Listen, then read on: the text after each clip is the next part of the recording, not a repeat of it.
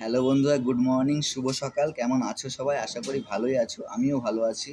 তো বন্ধুরা, যারা দেশের বাইরে থেকে ব্যাঙ্গালোরে আসার চিন্তাভাবনা করছো তাদেরকে জানাই, ব্যাঙ্গালোরের আবহাওয়া কিন্তু খুব একটা ভালো না।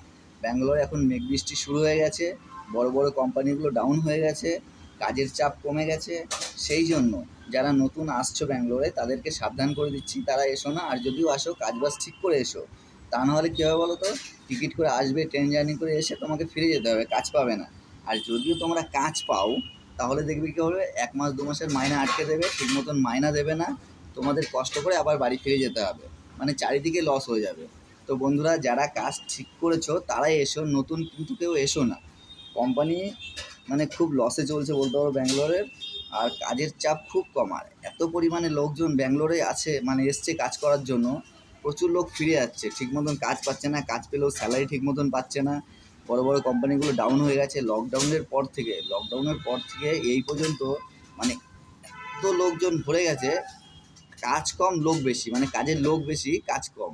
তাহলে বুঝতে পারছো তো, ব্যাঙ্গালোরের পরিস্থিতি খুব খারাপ হয়ে গেছে।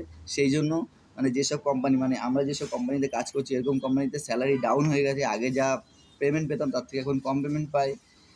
মানে কাজের চাপ ছিল আগে প্রচুর, সেই জন্য পয়সাটাও ছিল প্রচুর। এখন কাজের চাপ কমে গেছে, লোকজন এত পরিমাণে আসছে, যখন তখন লোক পাওয়া যাচ্ছে, সেই জন্য স্যালারিও কমে গেছে। তো বন্ধুরা, তোমাদের বারবার করে সাবধান করে দিচ্ছি, তোমরা ব্যাঙ্গালোরে কাজ ঠিক করে এসো। আর যদি কাজ ঠিক করে না আসো, তাহলে কিন্তু তোমরা কাজ পাবে না ব্যাঙ্গালোরে। আর কাজ পেলেও ওই যে বললাম, স্যালারি ঠিক মতন পাবে না। তো বন্ধুরা, আজকের ভিডিওটা বলার ছিল এইটুকুনি। তোমরা একটু সাবধান থেকো। কোম্পানি, ভালো ভালো কোম্পানি পাচ্ছি, কাজ আছে প্রচুর, কিন্তু স্যালারি দিচ্ছে না। 2 মাস 3 মাস 4 মাস স্যালারি আটকে দিচ্ছে, বাধ্য হয়ে কাজ এমনি ছেড়ে দিয়ে চলে যেতে হচ্ছে।